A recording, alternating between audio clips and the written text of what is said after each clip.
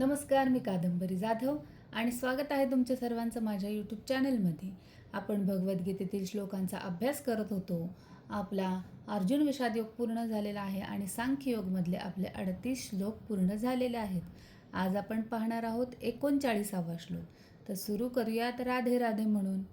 एषा ते अभिहिता सांख्ये बुद्धिः योगे तू इमाम शृणु बुद्ध्या युक्ता यया पार्थ कर्मबंधम प्रहास्यसि. म्हणजे आतापर्यंत या ज्ञानाची पृथक्करणात्मक माहिती मी तुला सांगितली आहे. आता मी निष्काम कर्म कसे करावे याचे वर्णन करतो. ते ऐक हे पार्थ. या ज्ञानाच्या आधारे कार्य केल्याने तू कर्मबंधनातून मुक्त होऊ शकशील. श्रीकृष्ण अर्जुनाला म्हणतात की हे अर्जुना, आत्तापर्यंत ज्ञान म्हणजे सांख्य मी तुला समजावले. आता तू कर्मयोग ऐक. जेणेकरून योग्य बुद्धीने तू कर्म केल्यास कर्माच्या बंधनातून मुक्त होशील. भगवान सांगतात की फक्त ज्ञान असणे पुरेसे नाही, ज्ञान समजून योग्य कृती करणेही तितकेच आवश्यक आहे. तात्पर्यामध्ये भगवंतांनी आत्मा, शरीर, इंद्रिय भोग आणि भगवंतांशी संबंध याबद्दल सांगितले आहे. शरीर आणि आत्मा वेगळे आहेत, म्हणजे शरीर बदलत राहते पण आत्मा कायम राहतो. लोक बहुतेक वेळा इंद्रिय सुखासाठी काम करतात, कारण ते स्वतःला फक्त शरीरच समजतात. मग खरे सत्य काय आहे? खरे तर प्रत्येक जीवाचा भगवंताशी कायमचा संबंध असतो, पण भौतिक इच्छा आणि सुखाच्या मागे लागल्यामुळे माणूस हे विसरतो.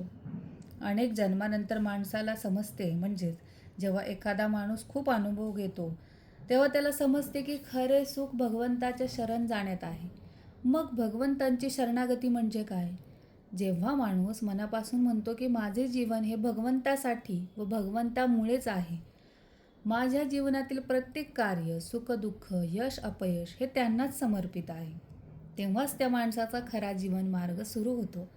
सांख्य म्हणजे शरीर आणि आत्मा यांच्यातला फरक जर मानवाला समजला की तो माणूस जीवनाकडे वेगळ्या नजरेने पाहतो. जो भगवंतांच्या भक्तिमय किंवा दिव्य प्रेममयी सेवेमध्ये स्थित झाला आहे, त्यालाच भगवंताच्या विशेष कृपेमुळे या बुद्धियोगाची प्राप्ती होऊ शकते. बुद्धियोगाचे विस्तृत वर्णन प्रत्येकाच्या हृदयात परमात्मा म्हणून वास करणाऱ्या भगवंतांशी प्रत्यक्ष संबंध असे करण्यात आला आहे. यास्तव मनुष्याने जाणले पाहिजे की बुद्धियोग म्हणजे पूर्ण ज्ञान आणि पूर्ण आनंदयुक्त कृष्ण भावनेमध्ये कार्य करणे होय. आणि जो असे दिव्य कार्य करतो त्याला भगवत कृपेने आपोआप दिव्य ज्ञानाची प्राप्ती होते. आणि म्हणूनच बुद्धियोगाला अशा कर्मांचा दैवी गुण आहे असेही इथे म्हटले आहे. तर हाच स्पष्टीकरण मला या 39व्या श्लोकावरून मिळालं. याच्यावरून काय लाईफ लेसन मिळतो ते आपण पुढच्या व्हिडिओमध्ये बघू. तोपर्यंत राधे राधे. धन्यवाद.